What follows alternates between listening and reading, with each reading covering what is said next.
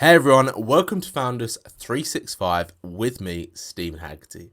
Today I'm joined by John Morrison, founder of Get Clear and Clinic Site. How are you today, John?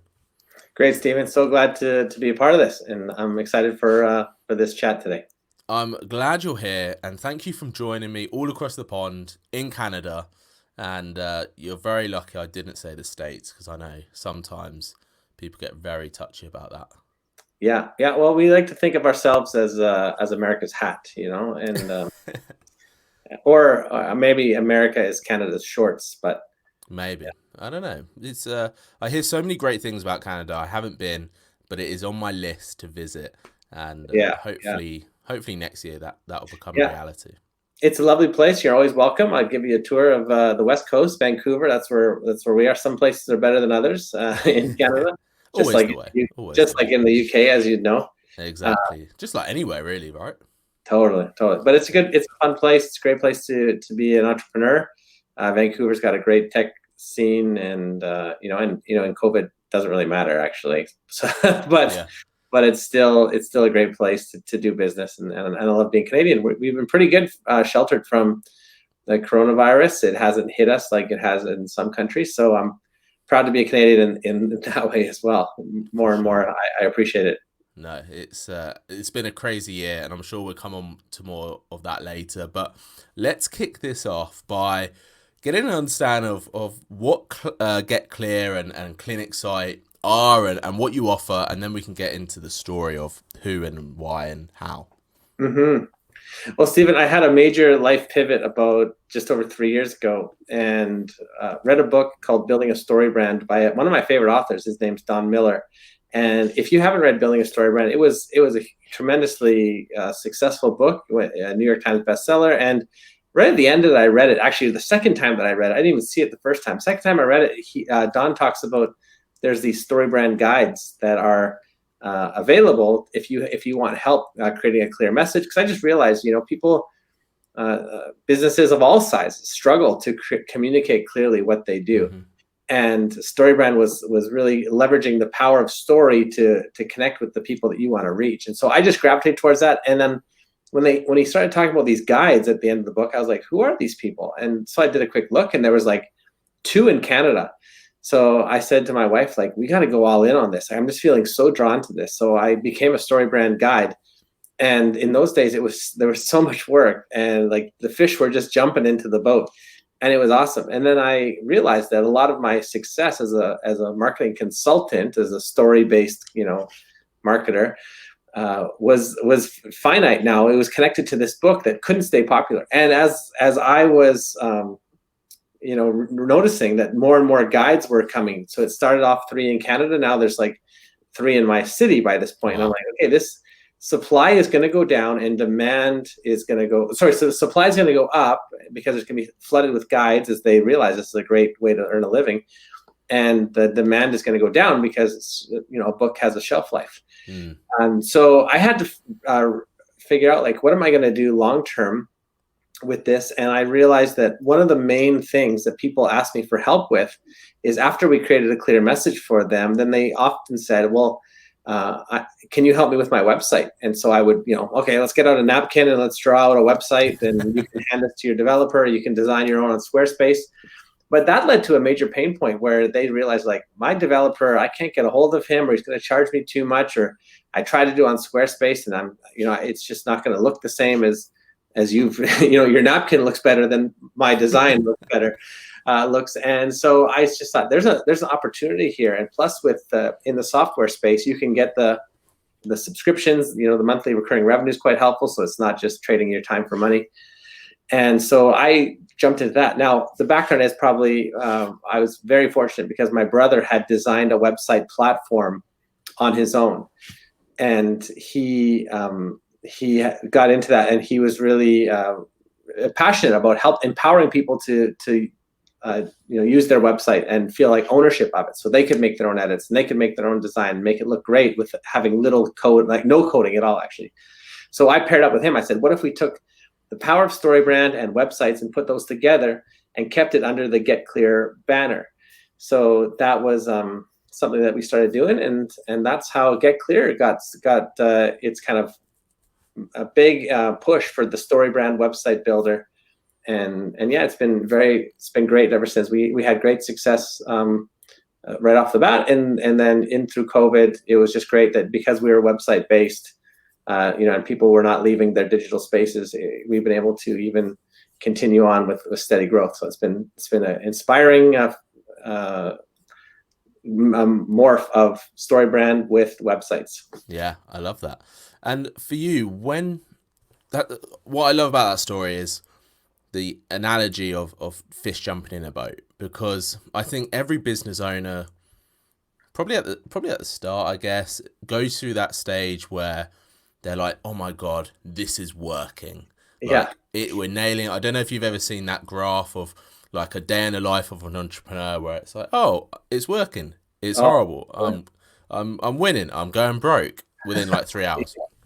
For you, exactly. When you said to yourself and you were like, right, I need to implement this change. I need to team up with my brother. How was the conversation with yourself in that sense? Because I'm guessing a lot of your identity was obviously hooked onto the StoryBrand, the StoryBrand Guide brand, and this is you sort of carving your own path. Let's put it that way. Mm-hmm.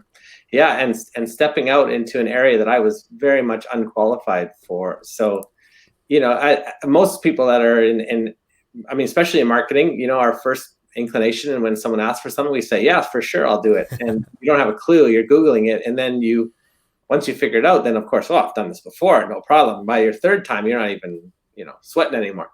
But that's never stopped with struggling because, as a non-technical founder of a software company now, there's so many days where I'm just like, man, I am so in over my head and calling up people and using favors and trying to win our developer to give me some more time. And there's just so many. But you must thrive off of that then, otherwise you wouldn't be around. Let's face it. You'd think, but you'd think I thrive off of chaos, but I prefer not to have.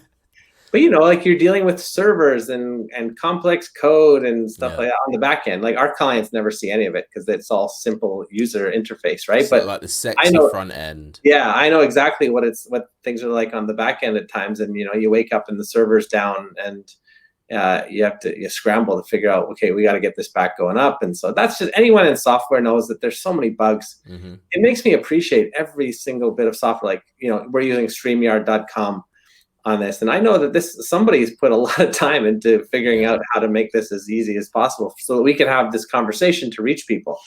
I know that what goes into software, and it's stressful, Steven. It's so stressful, and yet we do it because we love empowering people with simple tools, right? So they could code it themselves, or we could code it for them. I think they probably prefer we did it for them.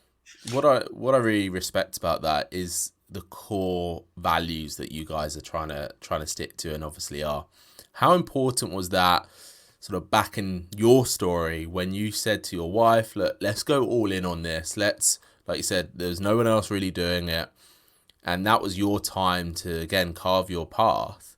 How important were the values in those early days? Because you've obviously brought them forward from that. Mm-hmm. Yeah, actually, my background is in the nonprofit space. Actually, I was a pastor for many years. And so out of that experience, I really developed a love for people and a passion to help them. And I just realized, like, in my congregation, there was people who were struggling to grow their businesses. But behind every business is, employees that need to have money to feed their families. So business owners were struggling, or wanting to grow their business so they could be more generous. They could take more holidays, spend more time with their kids, right? If they had the flexibility to spend time with their family, they weren't having to work all the time because business was good. I just saw all that and I was like, that's what I want to be a part of. I may not be in the ministry context anymore, but I'm still in helping people grow and giving them the tools that they need to reach the people that they want, to reach more of the people that they want. I mean, online space is great for that, especially these days, right? Like, you want to grow a business, you have to have a strong online presence. And so that's what I took from my own story. My background is a passion for people. And so trying to blend those two, like, how do you grow a tech company and keep people at the very core of it? And so that's what we think every time we want to make a development. Will this help our clients or not? Will this make their lives better? Will it make it easier?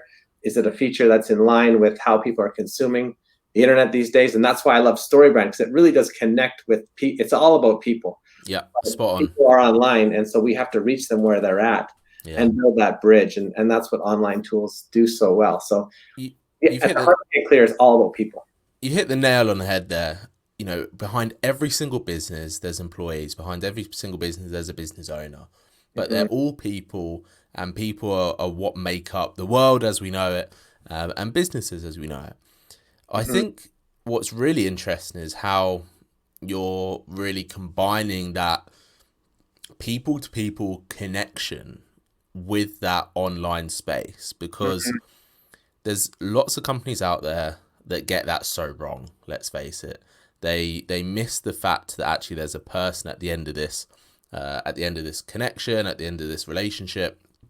For you, why, or from where you sit, I should say, why do you think people do forget that? Why do you think people get so lost in that, I guess, the technical and the day-to-day running of a business, and forget that, listen, you're just helping people? Yeah, I just think the sheer demand on us. So we do a lot of people, a lot of medical clients. It's just one of the niches that we've discovered, or maybe Providence, being our guide, has discovered us.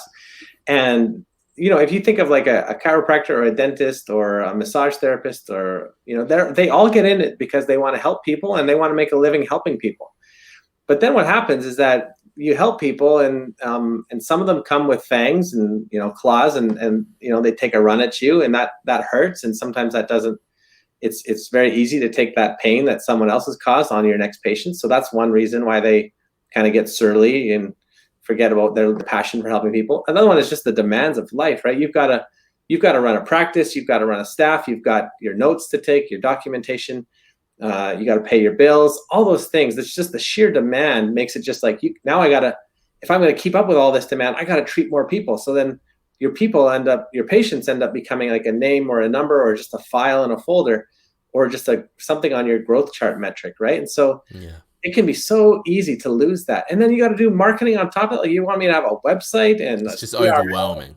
It's overwhelming. So it's so easy to lose the heart of which you started. But if you do lose that heart, you could probably fake it for a couple of years, but in a couple of years, no one's going to be able, I mean, everyone's going to be able to tell, right, that you're faking 100%. It. So you got to keep people at the heart of your business. And that's why that I loved about, the way we encourage people to do their website is, when you put the words and images on your website, don't be talking about yourself, because it's so easy to talk about ourselves. We all want to just talk about ourselves. But the problem is, when we meet someone who just talks about themselves, we're totally turned off.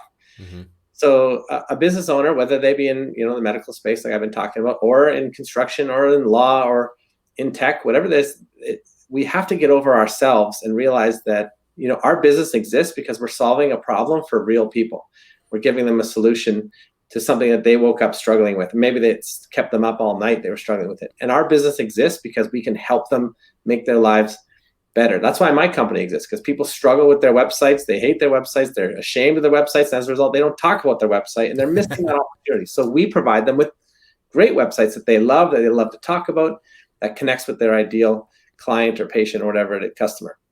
How does that feel then? How does it feel knowing you're helping? How does it feel knowing you're having an impact on their businesses?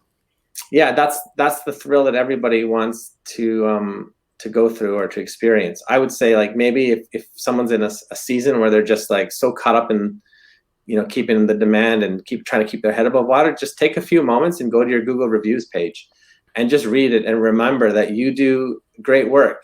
And at the core of what you do every day, the reason why you're working so hard to stay afloat is because those reviews don't lie. Those are real changed lives, at least the good ones, right? The 5-star ones. Maybe ignore maybe ignore your YouTube comments and your 1-star reviews. Those are, Yeah. you can't please everybody. Sadly, we live in that world where it's the people that are unhappy tend to speak the loudest Oh, online for sure. with reviews and things. But I love when companies react in such a human way and sort of humanize it and add a bit of comedy in there as well. Yeah. And if you're a business owner, you got to celebrate the good ones, right? Like, yeah, 100%. You get a good email, send it to your team, encourage the people to write a Google review, put it online, celebrate that as much as you can. Don't make it all about like, look who we are, how great we are. It's like, look at the transformation that we do in somebody's lives, right? Exactly. The best testimonials are, I had a problem, then I went to see your company, and now the problem is gone. I feel great again. And I just say, put those all over your marketing channels, because you are in the business of life transformation, whether it be a website or a marketing service or a piece of software or a course that you're offering or whatever it is. It's all like, this person was at point A, and then at point B, they saw you, and now today they're at point C. That's a great story. That's great transformation. That's the kind of impact we make. That's what we live for as business owners, right? We want more of that. 100%. People pay us not just business owners, but humans as well, right? Yeah, you'd hope so. Any experiences those are the sort of emotions we want to go through. Yeah, and I'm assuming most people, Steven, are probably business owners listening to this, and I just want to remind people, like, the more transformation, the more value there is, the more people will pay for that, and then you can take that holiday that you've wanted to, or that get that dream that you've always wanted to do, or take your family out somewhere. I mean, that's the life that we aspire to, and it just so happens that the more we help people, the more we get that. So Zig Ziglar said, you get all you want in life when you help people get what they want in life. I love that quote, because I do as well. Yeah, it really does speak to the heart of what I believe business is all about, which is helping people solve their problems. And it makes you feel good. And who doesn't want to feel good? That's right. At the end of the day. So listen, John, you have the Get Clear brand, you have the Clinic site brand as well. Let's talk about juggling. And I don't mean, I wish I could juggle. Literally, I wish I could juggle. I have no clue to juggle. I know. I'm actually going to the circus tomorrow for the first time in my life, so that should be quite interesting. But anyway, enough about that. Maybe you can have a podcast interview with a juggler and say, maybe I'll take the whole gear and just have a live streaming circus interview podcast thing. And then you say, at the end, like, what are some of the life principles that we can glean from juggling? Because honestly, I'd love to learn a little bit myself. Well, straight off the bat, it must be that if you drop the balls, always remember that you can pick them back up again. I received that. Thank you. There we go. Yeah. But let's talk about juggling in terms of businesses, because two businesses take up more time than one. How do you deal with the focus? How do you deal with the day-to-day running of it? And what are some of the things that you actually enjoy about running these two brands? Okay, so just as a confession, and probably many people identify with this, like, I am a serial entrepreneur, and what that means is that I have, you know about 2 businesses, but I probably have about 13 or 14 that I'm working on in my head. Oh yeah, I'm raising my hand for that as well. Yeah, as my wife knows, I probably have about 100 that she's probably had to help me discard, forcefully sometimes, and just like, that's just a stupid idea. And we could do a whole talk. You're probably like me. You have like the public ones. Yes. And then I have a secret one that no one really knows about. I think 5 people know about this one. Yeah. And all those. You can always find the secret ones, because you go to your domain account where you're hosting, where all of your domains are, and you can see the URLs that you've bought, right? Yeah, exactly. Of courses that never happened, of products that never got launched, of ideas that never materialized. This is the life of the entrepreneur. So the fact that I only have 2, actually, it sounds like a lot, but it's much better than it could have been. In fact, I have like companies that I designed a website, because I have a website company, so it doesn't cost anything to build a website. Exactly. I made an explainer video for it. I've got to Google my business address for it, and literally doesn't even exist. So when it comes to my 2, what we realize is, like, your coaches and people would all say that you need to niche down. So Get Clear was at risk of trying to speak to everybody, and in the process reach nobody. So everyone would tell us that the riches are in the niches. You can make a bigger impact when you niche down. And so I totally believe that. So we said, we seem to have this affiliation that works with medical professionals, and we know some of the things that they need and we can help them just with that. So we created clinic sites just for focusing on creating medical websites. So the chiropractor isn't going to have the same needs as a lawyer or a construction company or real estate or whatever. We love serving those people. We can give them a great website platform. Like WordPress and Squarespace and Wix would never say, like, we only do this industry. Like, that's one of the beautiful things about them, is that they can work across it. So we always want to keep that easy to use website builder. But at the same time, we want to make a bigger impact and really dial down on a certain, work with certain medical companies. So we have a really great relationship with clinic sites, with the JNAF, which is a piece of scheduling software. And we just want to build out those partnerships, strategic partnerships in the medical space, like people that are doing telehealth and all sorts of other things. So we're going to really just dial in on that. And then the Get Clear brand will always be a website builder. But for me, like, I only have a certain amount of time, right? I have 3 kids under 6 at home, and a wife that likes to hang out with me, and I like to hang out with her. So that's some time, and I like to sleep. So I need that and some time to exercise and all that. So it's a real challenge, Steven. And you have to set boundaries, of course. At the end of the day, you have to realize that maybe the ideals in your head, like, I'll listen to a startup story, and you've had so many founders on your program, like, people cast the ideal, and then you listen as the entrepreneur, like, man, I'm so far from that. Yeah. But at least it gives you inspiration that, it might not be your story, but the story is attainable. So I just have to be very strategic about giving stuff away, right? I'm aware of my limitations every single day. As a finite human being, I can only do so much. And and I don't want to burn myself out. I don't want to become a workaholic that never has time for family or friends. And so I'd say boundaries is the first thing to help you juggle, right? You can really only focus on one thing at a time, or at least I can. So I have with boundaries in mind then. Yeah. With boundaries in mind, is that something you're consciously always changing and editing and checking, or is it something just naturally that you've progressed into? Yeah, that's a great question. I think people often say, right, the myth of work-life balance. You can never really check out as an entrepreneur. I've tried to. It's just like, as long as you have your phone around and you have ideas and stuff, your mind for retirement goodbye is what I like to say. It's always going to be going, right? So I find I have to just say, like, in this bracket of time, I'm going to focus on my kids. And when my kids go down, I say I'm going to focus on hanging out with my wife. And then after that, I'll take a bit of time to process some of those thoughts that have been brewing the whole time, or just make notes on my phone. I got to think about this later. But really saying, like, now's the start and now's the end. And some seasons will be worse than others. So some seasons I'll have to focus on Get Clear stuff. And some seasons we'll have to, we just came out of a busy launch season for clinic sites. That was July and August. So I had to really focus on that. And as a result, then you can rest a little bit, right? So you got to have I find, like, your boundaries and balance, put those two together. And I think it is doable to run 2 companies. Certainly history will be the story, what happens to me going forward. But no, I completely agree. I think it is extremely doable with exactly what you just said. You've got to have those boundaries. You've got to make sure that your time, even if you don't run 2 businesses, even one business, if you don't have those boundaries, that's when you fall into that scary space of burnout, like so many founders have, like we mentioned earlier. But it's also the focus side of it, because once you boundary that thinking time, as you put it, it means that you're a lot more focused, rather than what I see a lot of I probably see it more outside of business people than inside of business people, like more like employees, where they're playing with their kids, but they're also trying to do emails at the same time. And one thing that I've seen from doing these podcasts and speaking to so many founders is that we're very good at creating those boundaries and making sure that time with the kids is time with the kids, time with the wife is time with the wife or partner, and time on business is time on business. And because of that, usually you're a lot more productive, you're a lot more focused, and it gives you that thinking time to then go back into what you are doing at a much refreshing rate.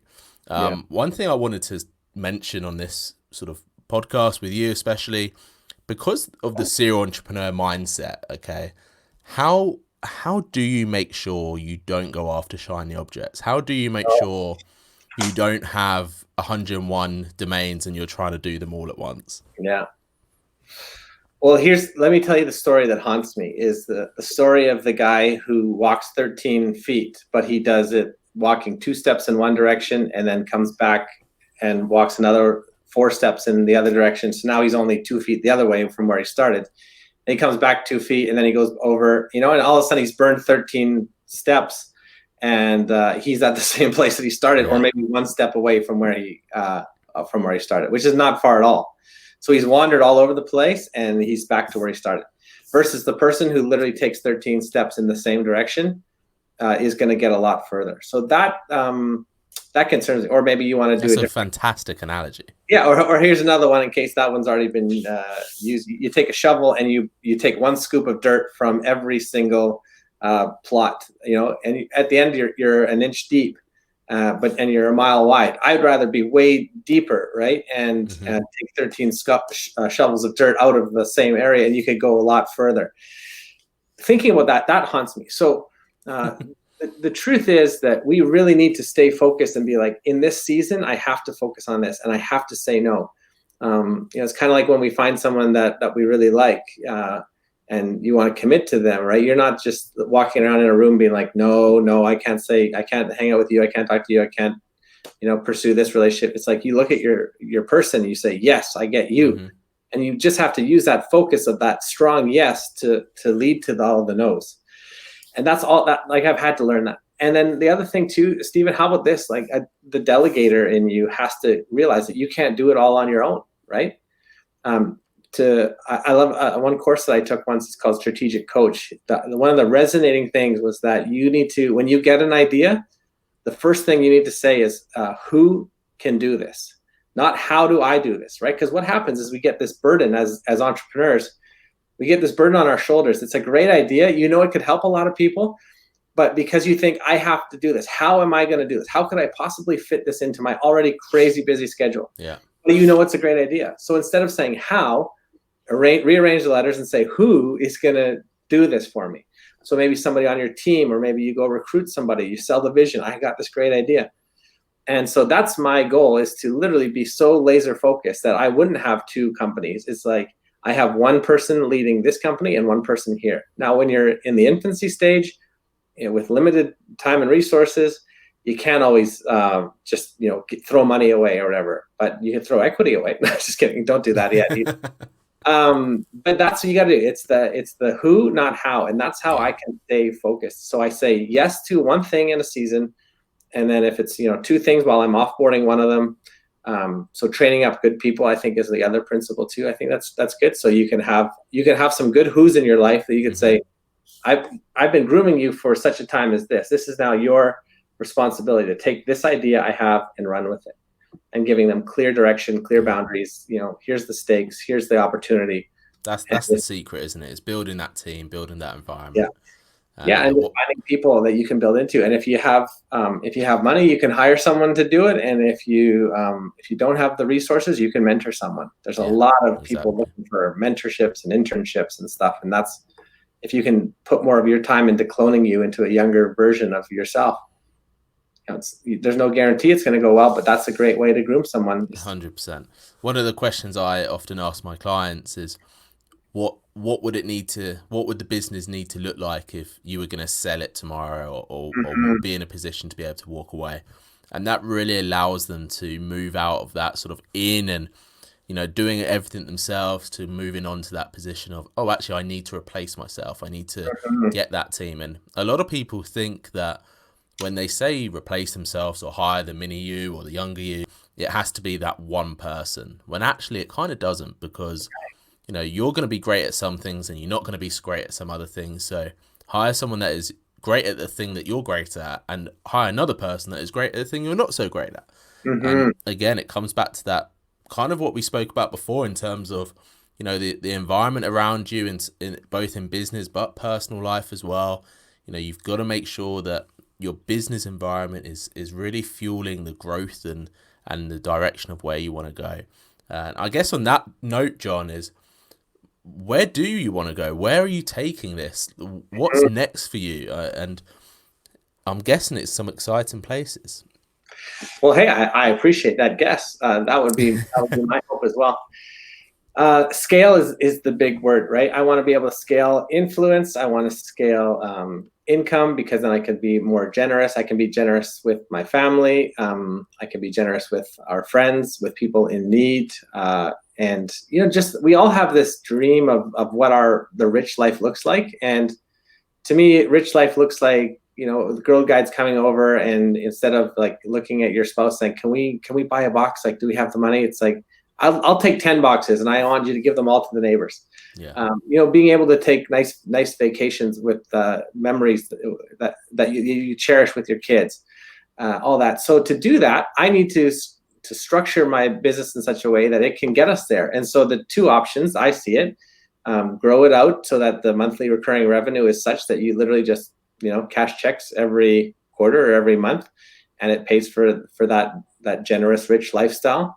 The other way is obviously to sell through acquisition, and both are options. And so I want to do that so many times that it's like, who would have thought that the kid that was, had this opportunity in ministry that didn't work out. I remember how trying to live off a minister's salary and just being like, how are we going to do this? How are we going to make ends meet? Is now the person who's like a philanthropist who's covering huge challenges, right? I don't know if you've seen the Netflix documentary. It's inspired me about what Bill Gates is able to do. I mean, he built computers for so long, and now he's able to just make the world better through clean. He's focusing on toilets, right? Or at least he was. That was. I mean, he eradicated polio in a country. Yeah, which is amazing, right? Like, that's the kind of stuff. It's just mind-boggling. Stuff I want to do. So if business can get me there through helping people along the way, like the last thing I want to do is step on people's heads to get there. I want to empower them. And so that at the end of it, there's a team around me, and we're all high-fiving each other. Because at the end of the race, you want to make sure there's people around, right? You don't want to be lonely having achieved your goals. Lost your family, lost your friends, no coworkers. Yeah, and that is such a common story. That is such a common story. And I mentioned this before we went live, but unfortunately, that usually happens.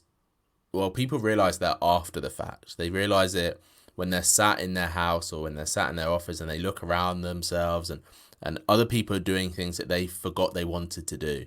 Right. But what I really like about you, John, and respect about you is how close you are to your own values and your mission and the empowerment side. And there's no doubt in my mind that your story of getting that high five moment with everyone is going to happen, because you just seem like the guy that will make it happen no matter what, without, like you said, treading on anyone's head. And that's the way we should all be living our life, both in and out of business.